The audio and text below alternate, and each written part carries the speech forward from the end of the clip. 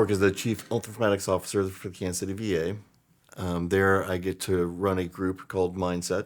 We're really working to try to redevelop ways in which we can integrate particularly cloud architectures and help that drive analytics, innovations. We may have like 4 to 5 large, huge petabyte databases where the same information is contained in different ways. And I hope that we're continuing to work toward the goal now of how do we have that single place.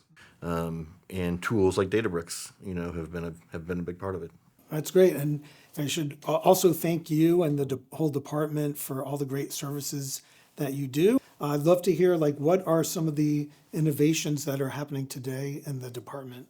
We've made some really great advancements, and I think a lot of the technology industry is starting to really understand that, and not only do we have the biggest source of data, we also have established some of the most secure methodologies of leveraging that data. And, it's working with that trustworthiness.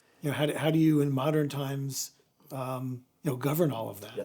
I think what's going to be really exciting is we're starting to see large language models and AI at different layers of technology. I think that's really exciting, right? Because I think that allows, especially in healthcare, as you're passing information through your pipelines or your different layers, you're able to help detect risk along the way also. And we can do that in such real time.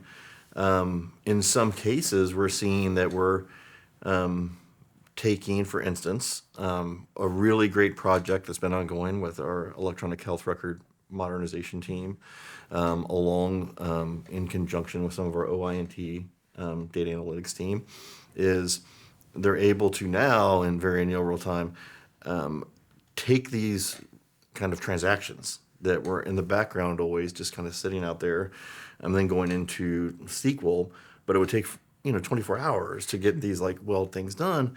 Now, using these tools that are available, they're able to take that information and to stream it in real time. Mm-hmm. So very near real time tools, particularly like Databricks. We're able to use some different technologies. We're really fortunate. And so we, in this one single tool, right in the same notebook, have many different languages written, but with a few comments, it's all contained, it all makes sense, and it was efficient. No one had to learn a new language. We didn't have to merge them all together. I hope that we're continuing to work toward the goal now of how do we have that single place, right? How do we have the mesh or the fabric in place to do that? And I think we're making some really good strides.